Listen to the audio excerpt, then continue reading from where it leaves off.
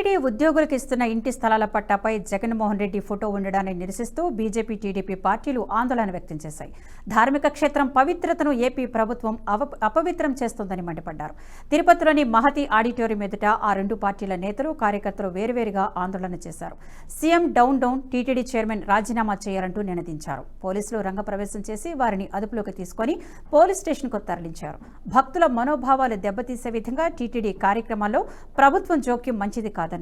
రాజకీయ స్వార్థం కోసం వైసీపీ ప్రభుత్వం టీటీడీని ఉపయోగించుకుంటుందని ఆరోపించారు.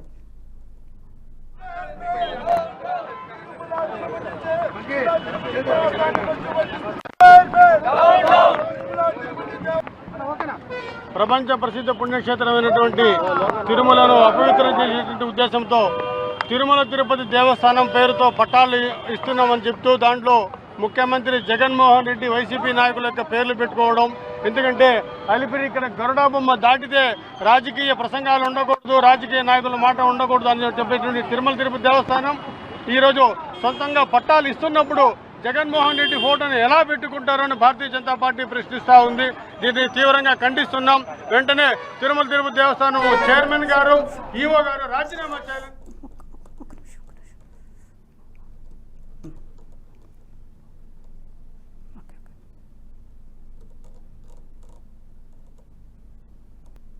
నిర్మల్ జిల్లా బైంసాలో మీ సేవా కేంద్రాల వద్ద ప్రజలు బారులు తీరారు. ఆధార్ లింకులు లేకపోతే ప్రభుత్వ పథకాలు అందవేమో అన్న భ్రమలో ఉన్న ప్రజలు ఉదయం 5 గంటల నుంచే ఆధార్ కేంద్రాల వద్దకు చేరుకున్నారు. గంటల కొద్దీ క్యూ లైన్లో నిలబడలేక తమ చెప్పులను వరుస క్రమంలో ఉంచారు. కొన్ని రోజుల నుంచి కేవైపీ కోసం ఆధార్ సెంటర్ల చుట్టూ తిరుగుతున్నామని ప్రజలు తెలిపారు. నా పేరు హరికృష్ణ, గ్రామం చేత.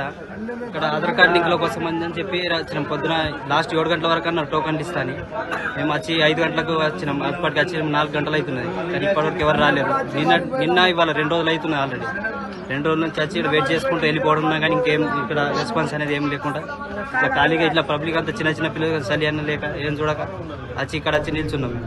కానీ ప్రజాపాలన దరఖాస్తుల స్వీకరణలో ఎలాంటి ఇబ్బందులు లేకుండా 66 డివిజన్లలో ఏర్పాట్లు చేశామని greater Warangal municipal corporation commissioner Rizwan Basha వెల్లడించారు. వరంగల్ ఇండోర్ స్టేడియంలో ఏర్పాటు చేసిన ప్రజాపాలన దరఖాస్తుల స్వీకరణ కార్యక్రమాన్ని కమిషనర్ పరిశీలించారు. ప్రతి డివిజన్లో ఇబ్బందులు కలగకుండా మహిళలకు, పురుషులకు, వృద్ధులకు వేరువేరుగా క్యూ లైన్లు ఏర్పాటు చేశామన్నారు. ఈ ప్రక్రియ ఇప్పటితో అయిపోదని, ప్రతి 4 నెలలకు ఒకసారి జరుగుతూ ఉంటుందని స్పష్టం చేశారు.